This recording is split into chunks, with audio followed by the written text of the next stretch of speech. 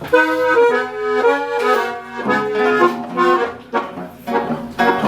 ist denn heute noch los? Ja, was ist denn heute noch geschehen?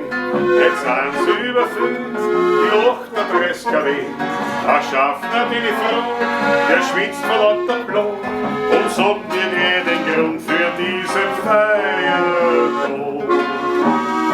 Heute kommen Engel auf Urlaub nach Wien, den dort wird's aus, drum aufs Meer statt zu gehen.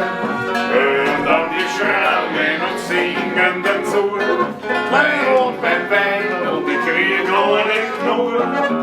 Hinter dem Baum steht der Baum und lacht, fühl wieder rauscht, will wer nicht davon. Der Petrus im Himmel schaut runter auf mich, der leid, der frei, da liegt was drin. Der Petrus sagt verschwitzt, wie er beim Herrgott sitzt. Schau, die Engel möchten gern auf Urlaub fahren nach Wien. Der Herrgott sieht das ein und drum sagt er auch nicht nein und unterschreibt für die Engel einen Urlaubsschein.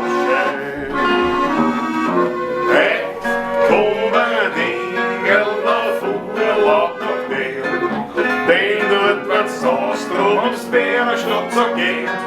Und dann